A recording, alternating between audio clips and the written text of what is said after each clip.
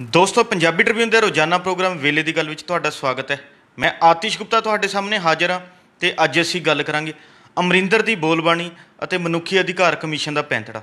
साडे नाल इस बारे गलबात करने लई विशेष तौर पर हाजिर ने साडे सीनियर पत्रकार श्री चरणजीत भुल्लर साहब। भुल्लर साहब तुहाडा बहुत बहुत स्वागत है जी।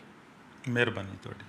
चरणजीत जी, केंद्रीय खेती कानूनों खिलाफ चल रहे संघर्ष नूं जिहड़ा हैगा अज 10 महीने के करीब जिहड़ा हैगा समा बीत चुकिया है ਤੇ ਹੁਣ ਮਨੁੱਖੀ ਅਧਿਕਾਰ ਕਮਿਸ਼ਨ ਵੱਲੋਂ 4 ਸੂਬਿਆਂ ਨੂੰ ਨੋਟਿਸ ਜਾਰੀ ਕੀਤੇ ਗਏ ਨੇ, ਜਿਸ ਵਿੱਚ ਉਹਨਾਂ ਸ਼ਿਕਾਇਤਾਂ ਦਾ ਹਵਾਲਾ ਦਿੰਦੇ ਕਿਹਾ ਵੀ ਕਿ ਦਿੱਲੀ ਬਾਰਡਰ 'ਤੇ ਸਨਅਤਾਂ ਪ੍ਰਭਾਵਿਤ ਹੋ ਰਹੀਆਂ ਨੇ, ਆਮ ਲੋਕਾਂ ਦੇ ਜਨਜੀਵਨ 'ਤੇ ਅਸਰ ਪੈ ਰਿਹਾ ਵੀ ਕਿ ਇਸ ਅੰਦੋਲਨ ਨੂੰ ਚੱਲਦੇ ਨੂੰ ਜਦੋਂ 10 ਮਹੀਨੇ ਪੂਰੇ ਹੋਣ ਵਾਲੇ ਨੇ ਤਾਂ ਉਸ ਤੋਂ ਬਾਅਦ ਜਿਹੜਾ ਹੈਗਾ ਮਨੁੱਖੀ ਅਧਿਕਾਰ ਕਮਿਸ਼ਨ ਦਾ ਹਰਕਤ ਦੇ ਵਿੱਚ ਆਉਣਾ, ਤੁਸੀਂ ਇਸ ਸਭ ਨੂੰ ਕਿਵੇਂ ਦੇਖਦੇ ਹੋ? ਦੇਖੋ, ਮਾਨਵੀ ਅਧਿਕਾਰਾਂ ਨੂੰ ਲੈ ਕੇ ਕੌਮੀ ਮਨੁੱਖੀ ਅਧਿਕਾਰ ਕਮਿਸ਼ਨ ਵੱਲੋਂ 4 सूबियां नूं हरियाणा, राजस्थान, यूपी और दिल्ली नूं नोटिस जारी किया गया है।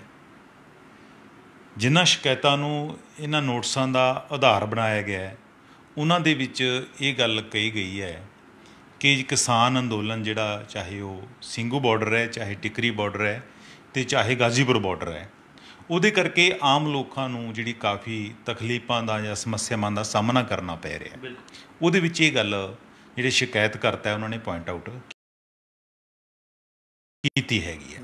ਦੂਸਰਾ, ਉਹਨਾਂ ਨੇ ਆਪਣੀ ਸ਼ਿਕਾਇਤ ਦੇ ਵਿੱਚ ਹਵਾਲਾ ਦਿੱਤਾ ਹੈ ਕਿ ਇਹਨਾਂ ਸੰਘਰਸ਼ਾਂ ਕਰਕੇ ਜਾਂ ਇਹਨਾਂ ਅੰਦੋਲਨਾਂ ਕਰਕੇ ਜਿਹੜਾ ਸਿੰਘੂ ਔਰ ਟਿਕਰੀ ਦਾ ਇਲਾਕੇ ਦੇ ਵਿੱਚ ਇੰਡਸਟਰੀ ਹੈ ਉਹ ਕਾਫੀ ਹੱਦ ਤੱਕ ਪ੍ਰਭਾਵਿਤ ਹੋ ਰਹੀ ਹੈ।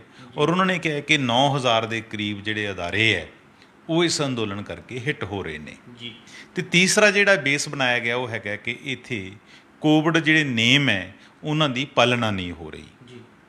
ਦੇਖੋ ਆਤਿਸ਼, ਵੈਸੇ ਦੇਖੀਏ ਤਾਂ ਇਹ ਇੱਕ ਸਹਿਜ ਵਰਤਾਰਾ ਤਾਂ ਹੈ ਨਹੀਂ ਜੀ।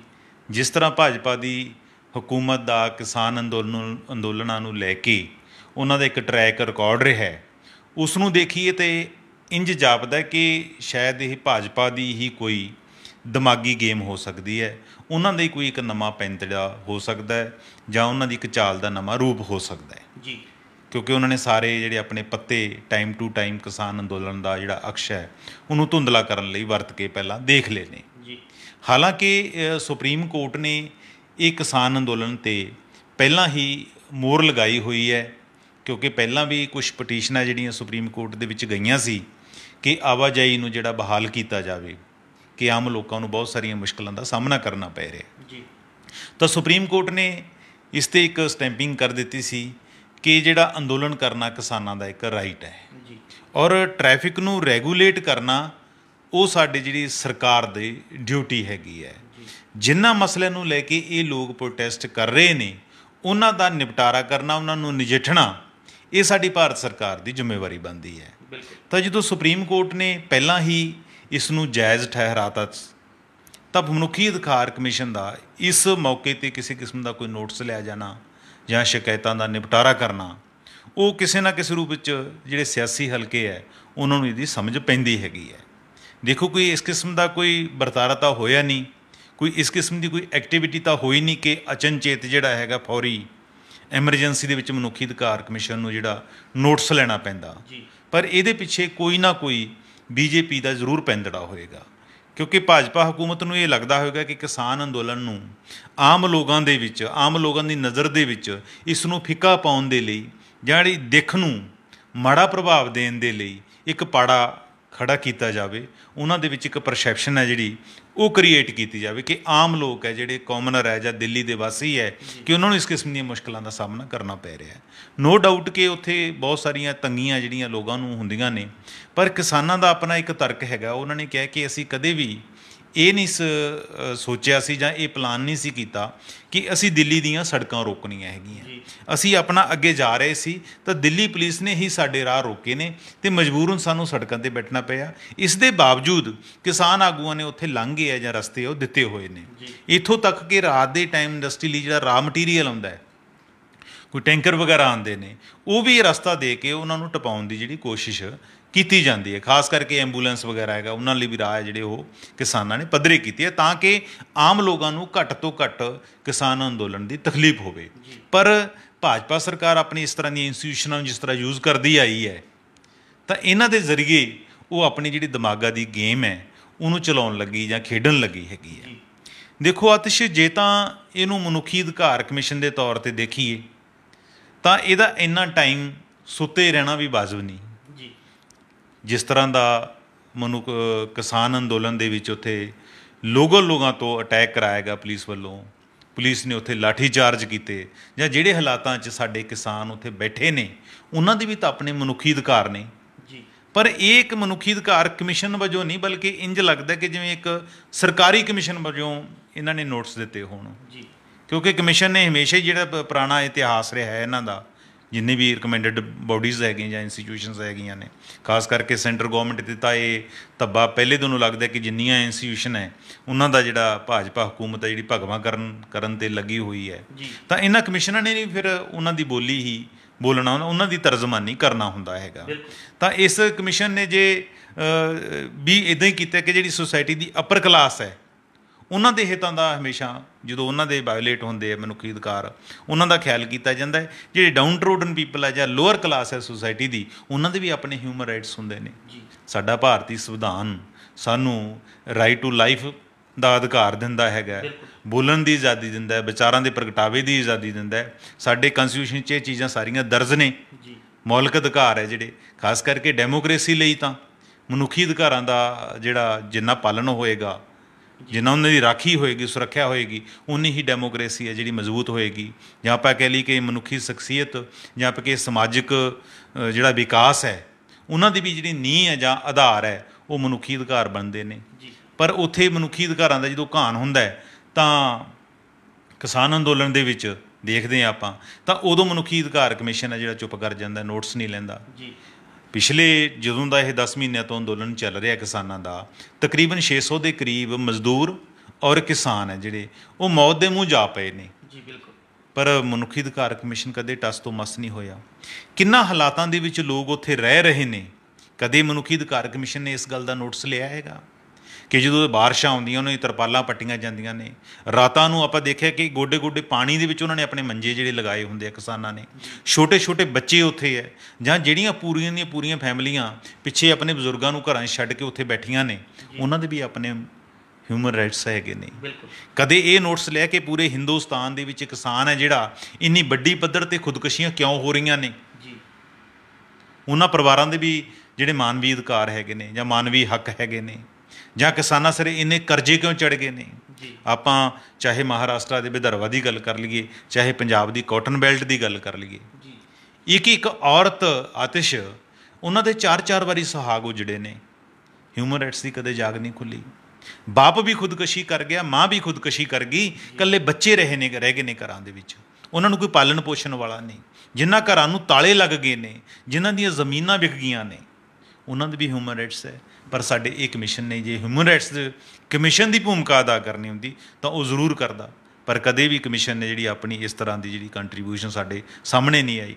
ਹੁਣ ਜਦੋਂ ਕਰਨਾਲ ਦਾ SDM ਕਹਿੰਦਾ ਕਿ ਕਿਸਾਨਾਂ ਦੇ ਸਿਰ ਹੈ ਉਹ ਤੋੜ ਦਿਓ ਜਾਂ ਪਾੜ ਦਿਓ, ਤਾਂ ਉਦੋਂ ਮਨੁੱਖੀ ਅਧਿਕਾਰ ਕਮਿਸ਼ਨ ਕਿੱਥੇ ਜਾਂਦਾ ਹੈਗਾ।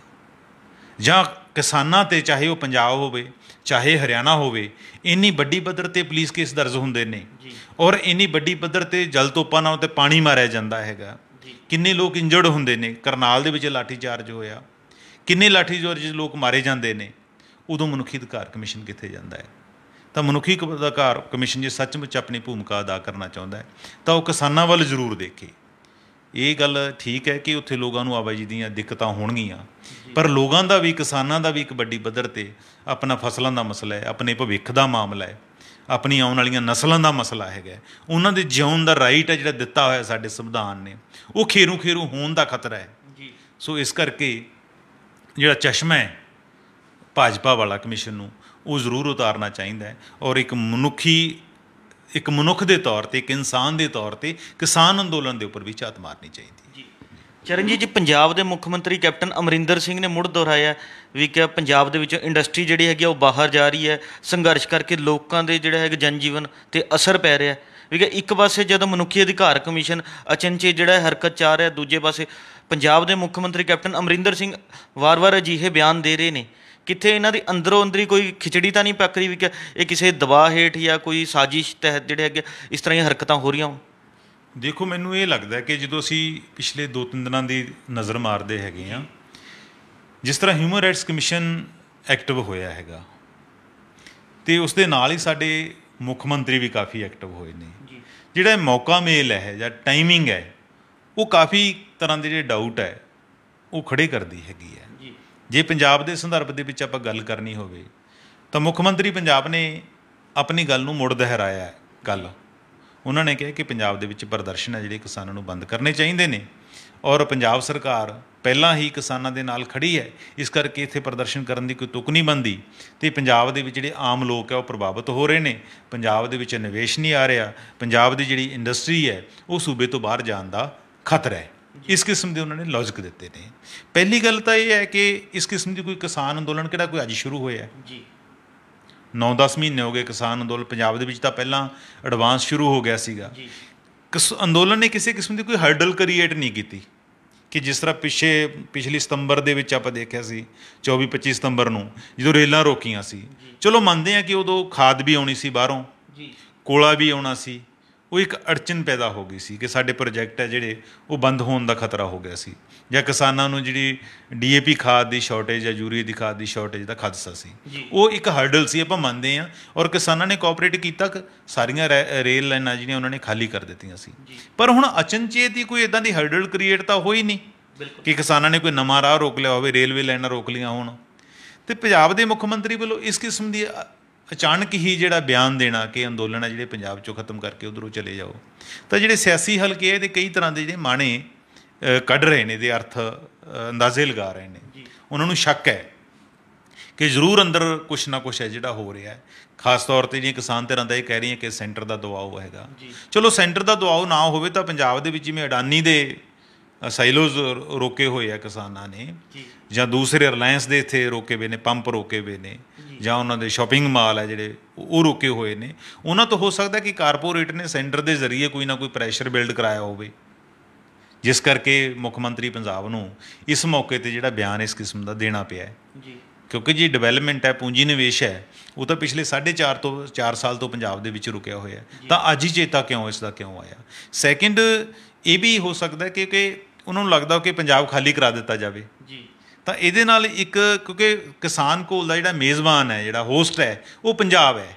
ਪੰਜਾਬ ਦੇ ਵਿੱਚੋਂ ਖੇਤੀ ਕਾਨੂੰਨਾਂ ਦੇ ਖਿਲਾਫ ਜਿਹੜਾ ਅੰਦੋਲਨ ਦਾ ਮੁੱਢ ਵੱਜਿਆ। ਜੇ ਹੁਣ ਕਿਸਾਨ ਪੰਜਾਬ ਦੀ ਧਰਤੀ ਤੋਂ ਆਪਣੇ ਅੰਦੋਲਨ ਨੂੰ 113 ਥਾਵਾਂ ਤੋਂ ਖਤਮ ਕਰ ਦਿੰਦੇ ਨੇ, ਤਾਂ ਸੈਂਟਰ ਦੇ ਹੱਥ ਇੱਕ ਮੌਕਾ ਲੱਗ ਜਾਏਗਾ। ਉਹ ਪੂਰੇ ਹਿੰਦੁਸਤਾਨ 'ਚ ਇਸ ਗੱਲ ਦਾ ਪ੍ਰਚਾਰ ਕਰੇਗਾ ਕਿ ਜਿੱਥੋਂ ਇਹ ਅੰਦੋਲਨ ਚੱਲਿਆ ਸੀ, ਇਹਦੀ ਜੜ ਸੀ, ਉੱਥੋਂ ਹੀ ਅੰਦੋਲਨ ਖਤਮ ਹੋ ਗਿਆ। ਇਹਦੇ ਗਲਤ ਜਿਹੜੇ ਮੀਨਿੰਗ ਹੈ ਜਾਂ ਮਾਣੇ ਹੈ ਉਹ ਕੱਢੇ ਜਾਣਗੇ। ਇਸ ਕਰਕੇ ਜਦੋਂ ਦਿੱਕਤ ਕੋਈ ਕ੍ਰੀਏਟ ਹੋ ਨਹੀਂ ਰਹੀ, ਕਿਸਾਨ ਸ਼ਾਂਤਮਈ ਪੀਸਫੁਲੀ ਕਰ ਰਹੇ ਨੇ, ਤਾਂ ਸਰਕਾਰ ਖੁਦ ਆਪ ਮੰਨ ਰਹੀ ਹੈ। ਅਤੇ ਤੀਸਰਾ, ਇਸ ਤਰ੍ਹਾਂ ਦੇ ਵੀ ਟੇਵੇ ਲੱਗ ਰਹੇ ਨੇ ਕਿ ਹੋ ਸਕਦਾ ਕੋਈ ਆਪਣੀ ਵਿੱਤੀ ਅਵਸਥਾ ਦਾ ਹਵਾਲਾ ਦੇ ਕੇ ਪੰਜਾਬ ਸਰਕਾਰ ਨੇ ਕੋਈ ਆਪਣਾ ਇੱਦਾਂ ਦਾ ਆਧਾਰ ਬਣਾਉਣਾ ਹੋਵੇ ਕਿ ਸਾਨੂੰ ਕੋਈ ਸੈਂਟਰ ਗੌਰਮੈਂਟ ਕੋਈ ਵਿੱਤੀ ਪੈਕੇਜ ਦੇ ਦੇਵੇ। ਤਾਂ ਤਰ੍ਹਾਂ ਦੇ ਜਿਹੜੇ ਕਿਆਸ ਹੈ ਉਹ ਲੱਗ ਰਹੇ ਨੇ। ਪਰ ਦੇਖਿਆ ਜਾਵੇ, ਜਿਸ ਤਰ੍ਹਾਂ ਪੰਜਾਬ ਦੇ ਮੁੱਖ ਮੰਤਰੀ ਨੇ ਇਹ ਗੱਲ ਕਹੀ ਹੈਗੀ ਹੈ ਕਿ ਪੰਜਾਬ ਦੀ ਜੋ ਇੰਡਸਟਰੀ ਬਾਹਰ ਚਲੀ ਜਾਏਗੀ, ਤਾਂ ਪੰਜਾਬ ਦੇ ਵਿੱਚ ਇਸ ਕਿਸਮ ਦਾ ਤਾਂ ਸਾਨੂੰ ਕੋਈ ਨਜ਼ਰ ਨਹੀਂ ਆ ਰਿਹਾ ਹੈਗਾ। ਬਲਕਿ ਜਿਹੜੀ ਇੰਡਸਟਰੀ ਬਚਾਉਣੀ ਚਾਹੀਦੀ ਸੀ, ਉੱਥੇ ਸਰਕਾਰ ਨੇ ਕਦੇ ਧਿਆਨ ਨਹੀਂ ਦਿੱਤਾ। ਜਿਵੇਂ ਫਰੀਦਕੋਟ ਵਾਲੀ ਜਿਹੜੀ ਖੰਡ ਮਿੱਲ ਸੀ, ਤਾਂ ਸਰਕਾਰ ਨੇ ਕਿਹਾ ਸੀ ਕਿ ਉਹਨਾਂ ਨੂੰ ਅਸੀਂ ਰਿਵਾਈਵ ਕਰਾਂਗੇ, ਪਰ ਪੰਜਾਬ ਸਰਕਾਰ ਨੇ ਆ ਕੇ ਉਹ ਵੇਚਣੀ ਸ਼ੁਰੂ ਕਰਤੀ, ਮਸ਼ੀਨਰੀ ਵੀ ਵੇਚ ਦਿੱਤੀ ਹੈ। ਬਠਿੰਡੇ ਵਾਲਾ ਥਰਮਲ ਜੀ ਤੇ 750 ਕਰੋੜ ਲਾ ਕੇ ਰੈਨੋਵੇਟ ਕੀਤਾ ਸੀਗਾ, ਪਬਲਿਕ ਸੈਕਟਰ ਦਾ ਪ੍ਰੋਜੈਕਟ ਸੀ, ਉਸ ਨੂੰ ਪੰਜਾਬ ਸਰਕਾਰ ਨੇ ਬੰਦ ਕਰ ਦਿੱਤਾ। ਇਸ ਤਰ੍ਹਾਂ ਤੁਹਾਡੇ ਚੇਤੇ ਹੋਏਗਾ ਕਿ ਟਰਾਈਡ 2007 ਦੇ ਵਿੱਚ ਜਦੋਂ ਕੈਪਟਨ ਸਰਕਾਰ ਦੀ ਪਹਿਲੀ ਹਕੂਮਤ ਸੀ, ਤਾਂ ਬਰਨਾਲਾ ਦੇ ਵਿੱਚ ਟਰਾਈਡੈਂਟ ਗਰੁੱਪ ਹੈ, ਤਾਂ ਉਹਨਾਂ ਨੇ ਸ਼ੂਗਰ ਮਿੱਲ ਲਾਉਣੀ ਸੀ, ਉਹਨਾਂ ਵਾਸਤੇ ਜ਼ਮੀਨ ਅਕਵਾਇਰ ਹੋਈ ਸੀ ਫਤਿਹਗੜ੍ਹ ਛੰਨਾ, ਸੰਘੇੜਾ ਵਗੈਰਾ ਦੀ। ਤਾਂ ਉਦੋਂ ਇਹੀ ਸਰਕਾਰ ਸੀ, ਤਾਂ ਇਹਨਾਂ ਨੇ ਬਕਾਇਦਾ ਲਾਠੀ ਚਾਰਜ ਕਰਕੇ ਜ਼ਮੀਨਾਂ ਉਦੋਂ ਲਈਆਂ ਸੀ ਕਿਸਾਨਾਂ ਤੋਂ, ਔਰ ਅੱਜ ਤੱਕ ਉਹ ਖੰਡ ਮਿੱਲ ਜਿਹੜੀ ਹੋਂਦ 'ਚ ਨਹੀਂ ਆਈ। ਗੋਬਿੰਦਪੁਰਾ ਮਾਨਸਾ ਦੇ ਵਿੱਚ ਪੈਂਦਾ, ਉੱਥੇ ਪਾਵਰ ਪ੍ਰੋਜੈਕਟ ਲੱਗਣਾ ਸੀ, ਉੱਥੇ ਲਾਠੀ ਚਾਰਜ ਕਰਕੇ ਲੋਕਾਂ ਨੂੰ ਨੁਕਸਾਨ ਵੀ ਹੋਇਆ ਸੀ, ਲੰਬੀ ਐਜੀਟੇਸ਼ਨ ਚੱਲੀ ਸੀ। ਉਹ ਪ੍ਰਾਈਵੇਟ ਇੰਡੀਆ ਬੁਲਸ ਕੰਪਨੀ ਸੀ ਜਿਹੜੀ, ਉਹਨੂੰ ਜਿਹੜੀ ਜ਼ਮੀਨ ਲੈ ਕੇ ਦਿੱਤੀ ਸੀ। ਅੱਜ ਤੱਕ ਉਹ ਜ਼ਮੀਨ ਹੈ ਜਿਹੜੀ ਖਾਲੀ ਪਈ ਹੈ, ਜੰਗਲ ਬਣਿਆ ਹੋਇਆ ਹੈ।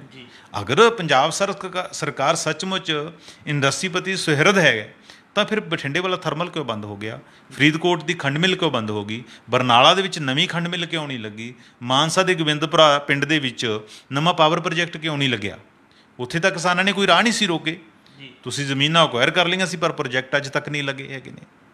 ਬਲਕਿ ਕਿਸਾਨਾਂ ਨੇ ਆਮ ਲੋਕਾਂ ਨੂੰ ਕੋਈ ਤਕਲੀਫ ਨਹੀਂ ਦੇ ਰਹੇ। ਜਿੱਥੇ ਵੀ ਦੇਖਿਆ ਕਿਤੇ ਕੋਈ ਆਵਾਜਾਈ ਪ੍ਰਭਾਵਿਤ, ਜਿਹੜੀ ਸਾਡੀ ਮੂਲ ਇੰਡਸਟਰੀ ਹੈ ਪੰਜਾਬ ਦੀ, ਚਾਹੇ ਉਹ ਗੋਬਿੰਦਗੜ੍ਹ ਦੀ ਹੋਵੇ, ਚਾਹੇ ਜਲੰਧਰ ਦੀ ਹੋਵੇ, ਚਾਹੇ ਲੁਧਿਆਣੇ ਦੀ ਹੋਵੇ, ਤੇ ਚਾਹੇ ਐਗਰੋ ਇੰਡਸਟਰੀ ਹੋਵੇ, ਕਿਤੇ ਵੀ ਕਿਸਾਨਾਂ ਨੇ ਰਾਹ ਨਹੀਂ ਰੋਕਿਆ ਕਿ ਉਹਨਾਂ ਦਾ ਅਸੀਂ ਰਾਹ ਮਟੀਰੀਅਲ ਆ ਉਹ ਨਹੀਂ ਪੁੱਜਣ ਦੇਣਾ, ਜਾਂ ਉਹਨਾਂ ਨੂੰ ਰਸਤਾ ਨਹੀਂ ਦੇਣਾ। ਉਹਨਾਂ ਨੂੰ ਰਾਹ ਮਟੀਰੀਅਲ ਵੀ ਮਿਲ ਰਿਹਾ, ਰਸਤਾ ਵੀ ਮਿਲ ਰਿਹਾ ਸਾਰਾ ਕਿਤੇ। ਟੋਲ ਪਲਾਜ਼ੇ ਜ਼ਰੂਰ ਰੋਕੇ ਨੇ ਜਿਹੜੇ ਸੈਂਟਰ ਗੌਰਮੈਂਟ ਦੇ ਨੈਸ਼ਨਲ ਹਾਈਵੇ 'ਤੇ ਲੱਗੇ ਨੇ, ਸਟੇਟ ਹਾਈਵੇ 'ਤੇ ਵੀ ਇੱਕ ਦੋ ਥਾਈਂ ਹੈਗੇ ਨੇ। ਤਾਂ ਉਹਦੇ ਨਾਲ ਪਿਛਲੇ 10 ਮਹੀਨੇ 'ਚ ਸੈਂਟਰ ਗੌਰਮੈਂਟ ਨੇ ਖੁਦ ਮੰਨਿਆ ਕਿ 1 ਅਕਤੂਬਰ ਤੋਂ ਲੈ ਕੇ ਹੁਣ ਤੱਕ 830 ਕਰੋੜ ਰੁਪਏ ਦਾ ਉਹਨਾਂ ਨੂੰ ਨੁਕਸਾਨ ਹੋਇਆ ਸੈਂਟਰ ਨੂੰ। ਪਰ ਪੰਜਾਬ ਦੇ ਲੋਕਾਂ ਨੂੰ ਤਾਂ ਫਾਇਦਾ ਹੋਇਆ, ਕਾਮਨਰ ਨੂੰ ਤਾਂ ਫਾਇਦਾ ਹੋਇਆ ਕਿ ਜਿਹੜਾ ਲੋਕ ਬਠਿੰਡੇ ਤੋਂ ਚੰਡੀਗੜ੍ਹ ਆਉਣ ਦੇ ਲਈ ਜਿਹਨੂੰ 3-3 400 ਰੁਪਏ ਤਾਰਨਾ ਪੈਂਦਾ ਸੀ, ਉਹਦਾ ਬਚਾਓ ਹੋਇਆ। ਅਤੇ ਇਸ ਤਰ੍ਹਾਂ ਹੀ ਜਿਹੜੇ ਸ਼ਾਪਿੰਗ ਮਾਲ ਸੀ ਉਹ ਬੰਦ ਕੀਤੇ ਨੇ ਵੱਡੇ ਘਰਾਣਿਆਂ ਦੇ, ਉਹਦੇ ਨਾਲ ਫਾਇਦਾ ਕਿਹਨੂੰ ਹੋਇਆ? ਜਿਹੜੀ ਪਰਚੂਨ ਮਾਰਕੀਟ ਹੈ, ਪਰਚੂਨ ਮਾਰਕੀਟ ਮਜ਼ਬੂਤ ਹੋਈ ਆ ਉਹਦੇ ਨਾਲ। ਟੈਕਸਾਂ ਦਾ ਕੋਈ ਨੁਕਸਾਨ ਨਹੀਂ ਹੋਇਆ ਕਿਉਂਕਿ ਲੋਕਾਂ ਨੇ ਤਾਂ ਜਿਹੜੀ ਚੀਜ਼ ਉੱਥੋਂ ਖਰੀਦਣੀ ਸੀ ਉਹ ਪਰਚੂਨ ਤੋਂ ਖਰੀਦਣੀ ਸ਼ੁਰੂ ਕਰ ਦਿੱਤੀ। ਟੈਕਸ ਤਾਂ ਸਰਕਾਰ ਨੂੰ ਉਸੇ ਰੂਪ ਦੇ ਵਿੱਚ ਆਉਂਦੇ ਨੇ। ਅਤੇ ਤੀਸਰਾ ਇਹਨਾਂ ਨੇ ਘਰਾਓ ਕੀਤਾ ਸੀ ਪੈਟਰੋਲ ਪੰਪਾਂ ਦੇ।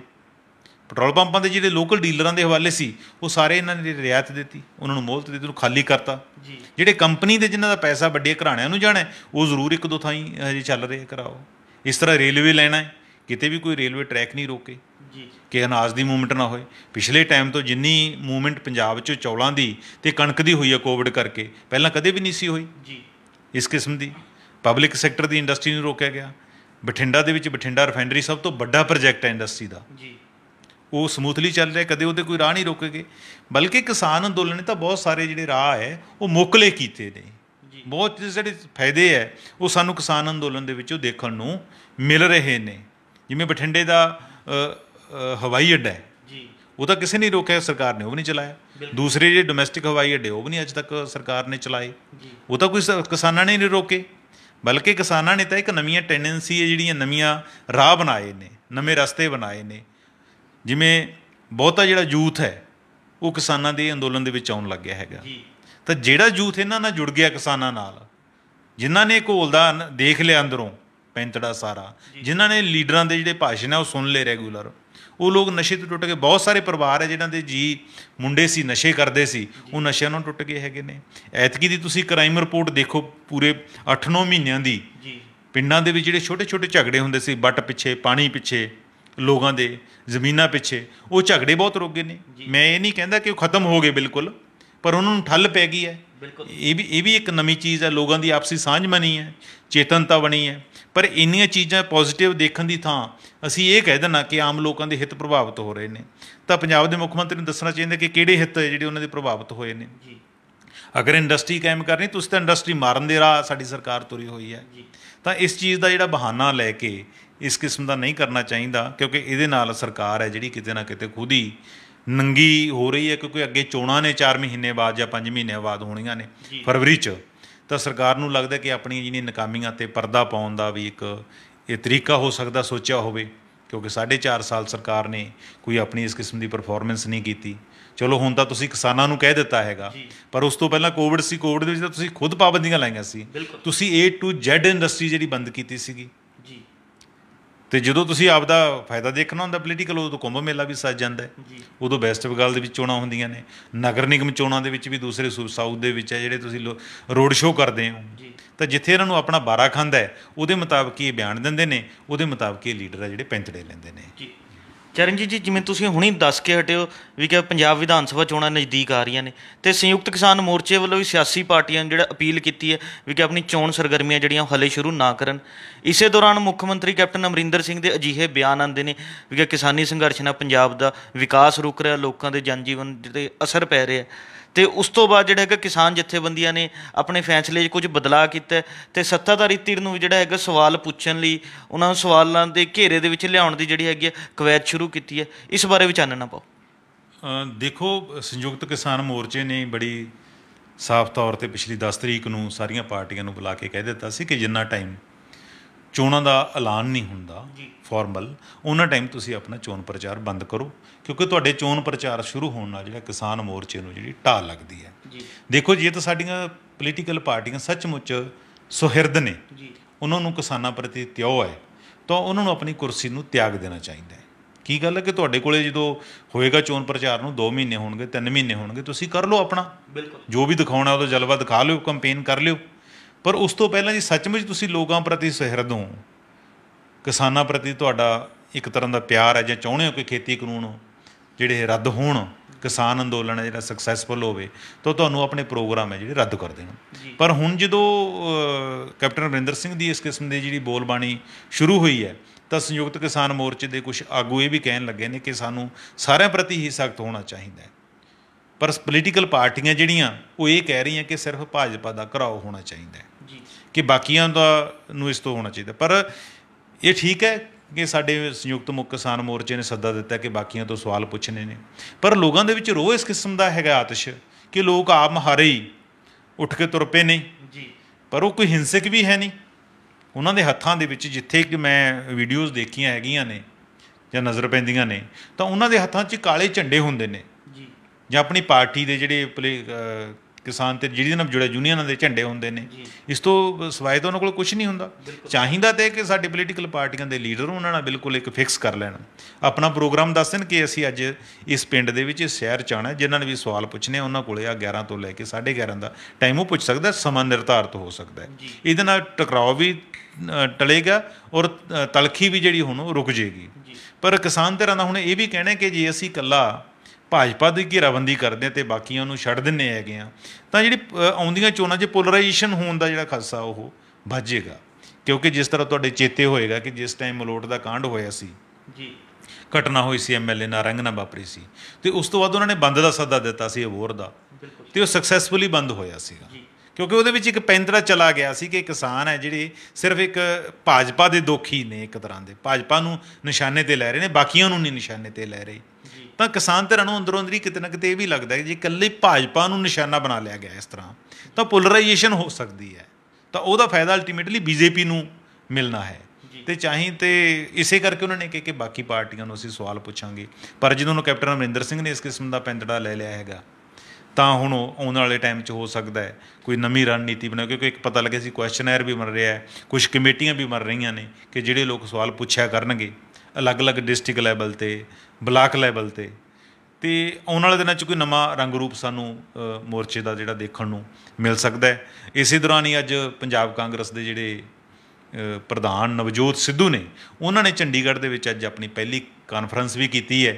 ਕਿਸਾਨੀ ਮੁੱਦਿਆਂ 'ਤੇ ਉਹਨਾਂ ਨੇ ਪ੍ਰੈਸ ਕਾਨਫਰੰਸ ਬੁਲਾਈ ਸੀ। ਉਹਨਾਂ ਤੋਂ ਉਮੀਦ ਕੀਤੀ ਜਾ ਰਹੀ ਸੀ ਕਿ ਉਹ ਕਿਸਾਨਾਂ ਦੇ ਮਾਮਲੇ 'ਤੇ ਜ਼ਰੂਰ ਕੋਈ ਨਾ ਕੋਈ ਨਵਾਂ ਪ੍ਰੋਗਰਾਮ ਦੇਣਗੇ, ਪਰ ਉਹਨਾਂ ਨੇ ਸਿਵਾਏ ਸ਼੍ਰੋਮਣੀ ਅਕਾਲੀ ਦਲ 'ਤੇ ਤਵਾ ਲਾਉਣ ਤੋਂ ਨਾ ਤਾਂ ਉਹਨਾਂ ਨੇ ਕਿਸੇ ਪੱਤਰਕਾਰ ਦੇ ਸਵਾਲ ਦਾ ਜਵਾਬ ਦਿੱਤਾ, ਸਿਰਫ ਆਪਣੀ ਗੱਲ ਕਹਿ ਕੇ ਉਵੇਂ ਚਲੇ ਗਏ ਜਿਸ ਤਰ੍ਹਾਂ ਨਰਿੰਦਰ ਮੋਦੀ ਜੀ ਦਾ ਆਪਣਾ ਸੁਭਾਅ ਹੈ। 92 ਉਹ ਵੀ ਮਨ ਕੀ ਬਾਤ ਕਰਦੇ ਨੇ, ਉਹ ਤਾਂ ਪ੍ਰੈਸ ਕਾਨਫਰੰਸ ਕਰਦੇ ਨਹੀਂ। ਇਸ ਤਰ੍ਹਾਂ ਹੀ ਅੱਜ ਨਵਜੋਤ ਸਿੱਧੂ ਦੀ ਪ੍ਰੈਸ ਕਾਨਫਰੰਸ ਦੇ ਵਿੱਚੋਂ ਸਾਰਾ ਦੇਖਣ ਨੂੰ ਮਿਲਿਆ ਕਿ ਉਹਨਾਂ ਨੇ ਆਪਣੀ ਗੱਲ ਕਹੀ ਔਰ ਉਹ 'ਤੇ ਆਪਣੇ ਜਿਹੜੇ ਥਾਪ ਦਿੱਤਾ ਪ੍ਰੈਸ 'ਤੇ ਕਿ ਤੁਸੀਂ ਮੈਨੂੰ ਕੁਐਸਚਨ ਹੈ ਜਿਹੜੇ ਸਿਰਫ ਖੇਤੀ ਕਾਨੂੰਨਾਂ ਬਾਰੇ ਪੁੱਛਣੇ ਆ। ਪਰ ਖੇਤੀ ਕਾਨੂੰਨਾਂ ਬਾਰੇ ਪੁੱਛੇ ਉਹ ਵੀ ਬੜਾ ਬਰੀਫ ਕਰਕੇ ਪ੍ਰੈਸ ਸਾਰੀ ਝਾਕਦੀ ਰਹਿ ਗਈ ਅਤੇ ਉਹ ਉੱਠ ਕੇ ਉੱਥੋਂ ਤੁਰ ਗਏ ਨੇ, ਜਿਸ ਦਾ ਬੁਰਾ ਵੀ ਬਣਾਇਆ ਗਿਆ। ਨਾ ਤਾਂ ਉਹਨਾਂ ਨੇ ਕਿਸਾਨੀ ਬਾਰੇ ਕੋਈ ਪ੍ਰੋਗਰਾਮ ਦਿੱਤਾ, ਸਿਰਫ ਆਪਣਾ ਪੋਲੀਟੀਕਲ ਏਜੰਡਾ ਲੈ ਕੇ ਆਏ ਸੀ, ਉਸ 'ਤੇ ਬੋਲ ਕੇ ਉਹਨਾਂ ਨੇ ਆਪਣਾ ਜਾਣਾ ਮੁਨਾਸਬ ਸਮਝਿਆ। ਸੋ ਆਉਣ ਵਾਲੇ ਦਿਨਾਂ 'ਚ ਹਰ ਪਾਰਟੀ ਨੂੰ ਕੋਈ ਨਾ ਕੋਈ ਪ੍ਰੋਗਰਾਮ ਕਿਸਾਨਾਂ, ਜਿਵੇਂ ਸ਼੍ਰੋਮਣੀ ਅਕਾਲੀ ਦਲ ਨੇ ਦਿੱਤਾ ਹੈ ਪ੍ਰੋਗਰਾਮ, ਉਸ ਤਰ੍ਹਾਂ ਬਾਕੀ ਪਾਰਟੀਆਂ ਨੂੰ ਵੀ, ਆਮ ਆਦਮੀ ਪਾਰਟੀ ਹੈ, ਉਹਨਾਂ ਨੂੰ ਵੀ ਕਿਸਾਨਾਂ ਦੇ ਹੱਕ ਦੇ ਵਿੱਚ ਕੋਈ ਨਾ ਕੋਈ ਜਿਹੜਾ ਆਪਣਾ ਪ੍ਰੋਗਰਾਮ ਦੇਣਾ ਪਏਗਾ, ਤਾਂ ਹੀ ਉਹ ਆਪਣੀ ਜਿਹੜੀਆਂ ਖੱਲ ਹੈ ਉਹ ਬਚਾ ਸਕਣਗੀਆਂ। ਇਹ ਸਨ ਸਾਡੇ ਸੀਨੀਅਰ ਪੱਤਰਕਾਰ ਸ਼੍ਰੀ ਚਰਨਜੀਤ ਭੁੱਲਰ ਸਾਹਿਬ, ਜਿਨ੍ਹਾਂ ਨੇ ਦੱਸਿਆ ਵੀ ਕਿ ਸ਼੍ਰੋਮਣੀ ਅਕਾਲੀ ਦਲ ਅਤੇ ਆਮ ਆਦਮੀ ਪਾਰਟੀ ਵੱਲੋਂ 17 ਸਤੰਬਰ ਨੂੰ ਕਿਸਾਨਾਂ ਦੀ ਹਮਾਇਤ ਦੇ ਵਿੱਚ ਜਿਹੜਾ ਹੈਗਾ ਇਹ ਕਾਲਾ ਦਿਵਸ ਮਨਾਉਣ ਦਾ ਐਲਾਨ ਕਰ ਦਿੱਤਾ ਹੈ, ਪਰ ਕਾਂਗਰਸ ਪਾਰਟੀ ਵੱਲੋਂ ਜਾਂ ਹੋਰ ਸਿਆਸੀ ਧਿਰਾਂ ਵੱਲੋਂ ਹਾਲੇ ਤੱਕ ਕੋਈ ਐਲਾਨ ਨਹੀਂ ਕੀਤਾ ਗਿਆ। ਉਹਨਾਂ ਨੂੰ ਵੀ ਕਿਸਾਨਾਂ ਦੀ ਹਮਾਇਤ ਦੇ ਵਿੱਚ, ਕਿਸਾਨੀ ਸੰਘਰਸ਼ ਦੀ ਹਮਾਇਤ ਦੇ ਵਿੱਚ ਸੜਕਾਂ 'ਤੇ ਆਉਣਾ ਪਏਗਾ, ਕੁਝ ਨਾ ਕੁਝ ਜਿਹੜਾ ਹੈਗਾ ਪ੍ਰੋਗਰਾਮ ਉਲੀਕਣੇ ਪੈਣਗੇ ਤਾਂ ਜੋ ਉਹ ਲੋਕਾਂ ਦੇ ਵਿੱਚ ਜਾ ਸਕਣ ਅਤੇ ਆਪਣੀ ਗੱਲ ਰੱਖ ਸਕਣ। ਹੋਵੇਗਾ ਕਿ ਇਹ ਤਾਂ ਆਉਣ ਵਾਲਾ ਸਮਾਂ ਹੀ ਦੱਸੇਗਾ। ਕੱਲ੍ਹ ਨੂੰ ਇਸੇ ਸਮੇਂ ਇੱਕ ਨਵੇਂ ਮੁੱਦੇ ਦੇ ਨਾਲ ਫਿਰ ਮਿਲਾਂਗੇ ਪ੍ਰੋਗਰਾਮ ਵੇਲੇ ਦੀ ਗੱਲ ਵਿੱਚ। ਧੰਨਵਾਦ।